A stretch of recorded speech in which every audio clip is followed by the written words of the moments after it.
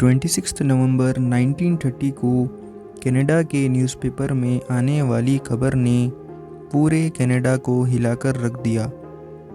एक ही रात में पूरी बस्ती गायब हो गई। ना कोई सुराग मिला, ना कोई आवाज़। ऐसा क्या हुआ था कि इंसान तो क्या, कुत्ते भी जमकर मर गए। चलिए जानते हैं आज की इस वीडियो में। कनाडा के दूर नॉर्थ के इलाके में बसी थी एक छोटी सी बस्ती जो कि अंजुकुनी लेक के किनारे थी। इस बस्ती में एस्किमो ट्राइब के लोग रहते थे। यहाँ के लोग मछलियाँ खाकर ही अपना गुजारा करते थे। इस बस्ती में कुल मिलाकर 25 से 30 लोग ही रहते थे।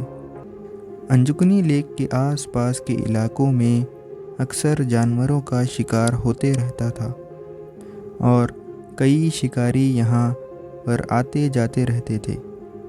वैसे ही 26 नवंबर को, जो कि एक ठंडा तरीन दिन था, जो लेबल नाम का एक शख्स शिकार करने आता है। वो शिकार करने में इतना मसरूफ़ हो जाता है कि उसे पता ही नहीं चलता कि कब रात हो गई। उसने सोचा कि आज की रात यहीं अंजुकुनी लेक के किनारे के कबीले में गुजार लूँगा। उसने अपना सामान बांधा और कबीले की ओर निकल पड़ा। उस रात इतना सन्नाटा छाया हुआ था कि जो सिर्फ अपने कदमों की आवाज़ ही सुन पा रहा था। कबीला पहुंचकर जो उसने देखा वो किसी डरावने सपने से कम नहीं था। गांव पूरी तरह से खाली था। ना कोई इंसान, ना जानवर, ना कोई हलचल। उसने सोचा कि शायद गांव वाले सो रहे होंगे या फिर कहीं गए होंगे। लेकिन उसने यह भी सोचा कि पूरा गांव एक साथ सो और कहीं जा कैसे सकता है। जो लेबल पहली दफ़ा नहीं बल्कि कई बार इस कबीले में आ चुका था। जैसे ही जो उनके घरों के पास में गया, उसने देखा कि कुत्ते भी भूख से मर चुके थे। हालांकि उनके सामने उनका खाना रखा हुआ था, लेकिन उसे देने वाला कोई नहीं था। वो कुत्ते जो कि गांव वालों ने ही पाल रखे थे। उसने देखा कि कई घरों में से धुआं निकल रहा है।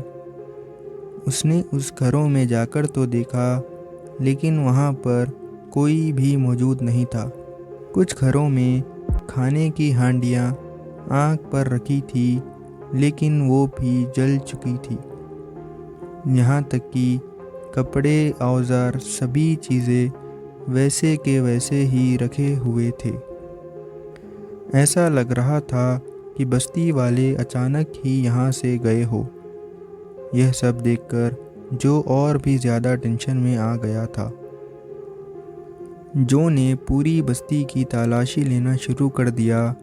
फिर एक जगह पर उसने एक खबर खुदी हुई देखी, जो कि दिखने में ऐसा लग रहा था कि किसी ने इसे अभी अभी खोदा हो। यह सब देखकर जो और भी ज़्यादा डर चुका था।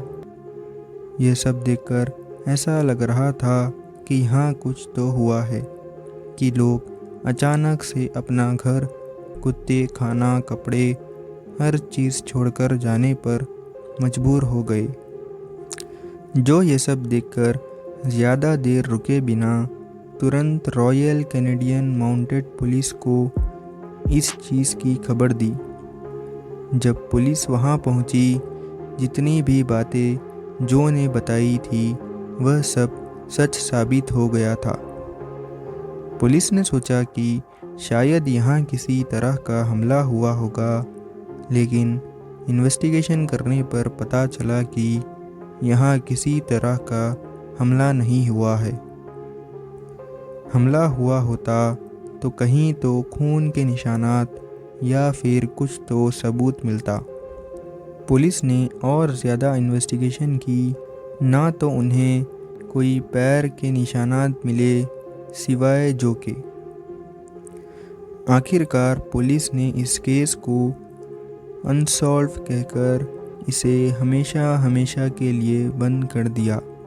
इस केस के तकरीबन 50 साल बाद 1984 में रोजर बोर और निजल ब्रंडल, दोनों राइटर्स जो कि यूएफओ और वर्ल्ड मिस्ट्री के ऊपर रिसर्च करते थे, उनका मानना था कि इस केस के पीछे यूएफओ और एलियंस का हाथ था। उन्होंने इस लेक के आसपास जाकर इस केस की तहकीकात की तो उन्हें वहाँ के शिकारियों से पता चला कि इस बस्ती के ऊपर अक्सर उन्होंने उड़ने वाली चमकती हुई चीज़ों को देखा है। तो शायद इसके पीछे एलियंस का ही हाथ होगा कि शायद उन्होंने उस रात उन बस्ती वालों को वो अपने साथ ले गए होंगे।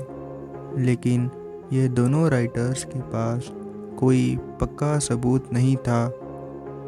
इसी वजह से लोगों ने इस थ्योरी पर विश्वास नहीं किया और इस थ्योरी को रिजेक्ट कर दिया।